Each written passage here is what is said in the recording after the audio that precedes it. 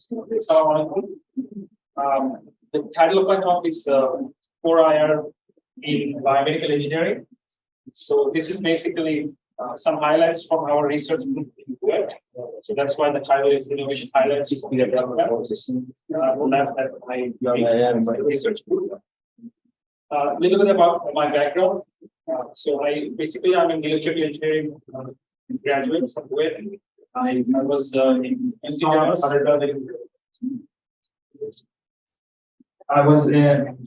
did my PhD in the University of Texas at Dallas, US, and after that I actually worked in the Silicon Valley for 2 years for Bosch. I was doing R&D work, and that's actually where I learned about the fourth industrial revolution. That was around 2012, 2013. Around that time, because the R&D, they were also talking about Industry 4, and we actually we did some very interesting work there. So I'm not going to share that here, but it's kind of relevant because we were working in the intersection of academia and industry. Although we were in an industry research lab, so we talked to the professors. We actually, I even gave funding to some professors like George and UT Dallas, and worked with them to develop some solutions, and mostly we develop prototypes. So we would build something and we show it to the business units. So they were like, part of the company, they were doing the business, they were really doing the manufacturing and all the things. But we were doing research for the company. So that was a very unique experience. I feel like, during my PhD, I didn't learn how to interact with the industry. So that was a very good experience. So after that, I came back to Bangladesh, and at that time, Bangladesh, in this current government, things were going forward, and so we've seen those things. I was in the US, the ICT ministry and the digital Bangladesh and all these things, and it seemed quite hopeful that there would be a lot of support from the government. So thinking of all that, I actually came back in Bangladesh in 2016, and I joined the new department, Biomedical Engineering. I'm currently an associate professor. I've also been visiting a scholar in Johns Hopkins University a couple of times. So that's kind of my background.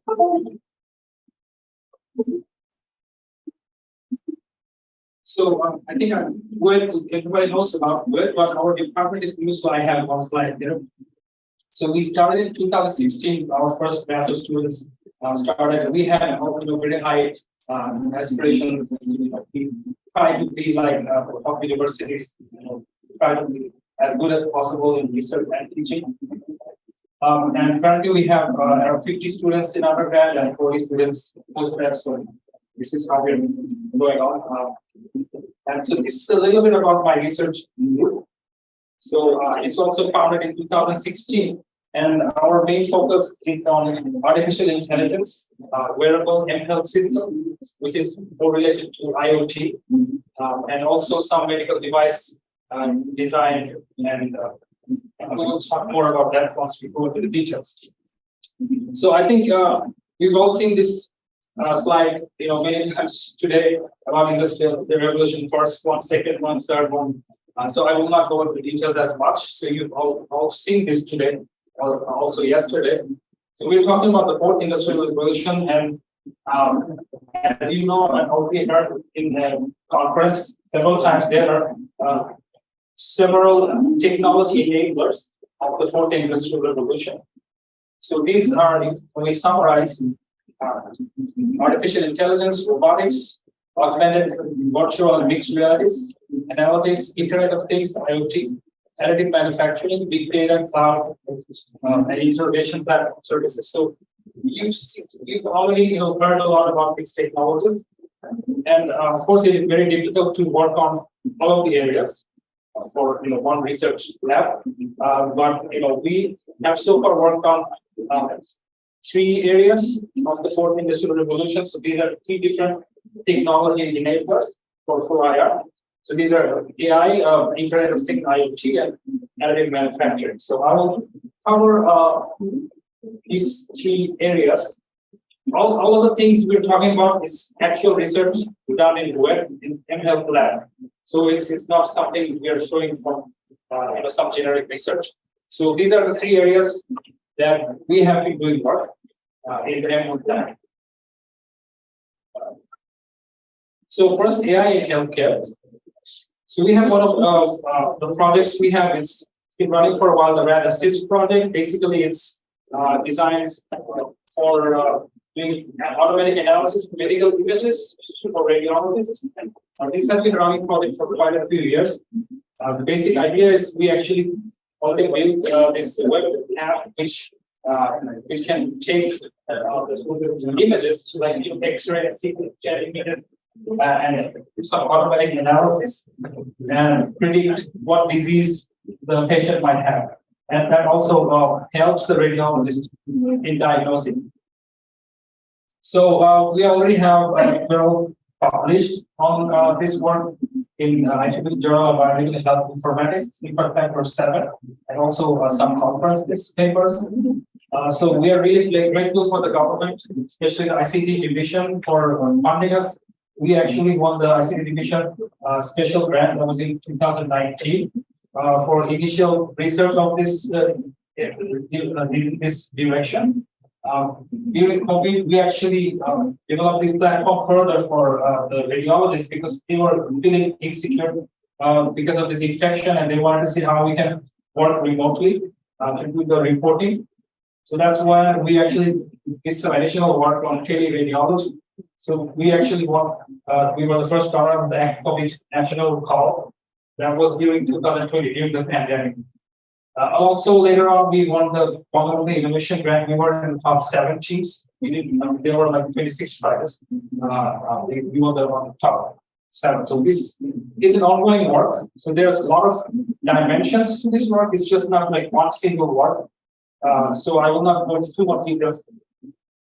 So the next one I want to share is our sound abnormality detection system. It is basically, again, an ongoing work. So basically, like the stethoscope that's commonly used by the doctors to listen to your heart. We wanted to build an automatic system that will tell you like the probability of having a disease and or which disease it might be. So we actually have worked in several angles to this, and we also built a prototype which connects to a digital stethoscope through Bluetooth. So this is kind of also IoT. But the main focus is the artificial intelligence. That's why I decided in this part of the talk. We've worked on several areas within the heart sound analysis, including noise reduction, disease prediction, and also on domain adaptation, which is basically when you have different type of stethoscopes, the performance sometimes goes down. So here again, we actually jointly were the winners of Tiger Challenge 2019 by MIT Solve. There was a very especially with the US company we were partnering with them. We also won a grant from University of Grant Commission.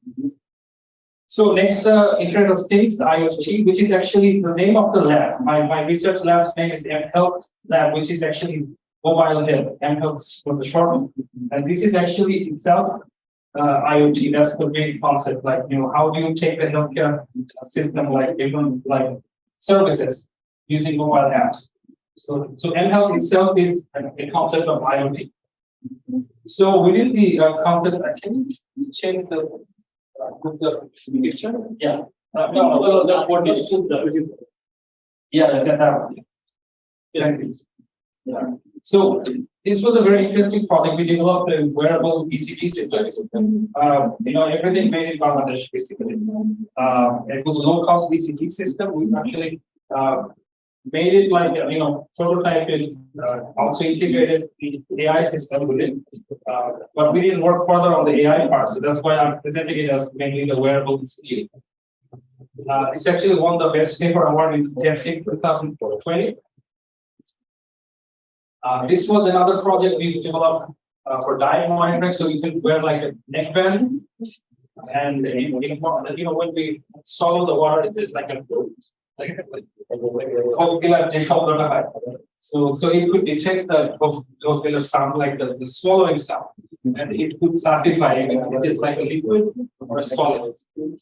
So we also classify between like a chewy food, like if you're having like a biscuit, or like if you're having rice. So if you're having biscuit, it has like the crunchy sound, right? So yeah, that's the ingestion sound, but also it detects the swallowing sound, the chewing sound also was one of the features. So this was actually a collaboration with my previous, as I said, I was working for Silicon Valley before that. So we actually had collaboration with them. So that was a very interesting one.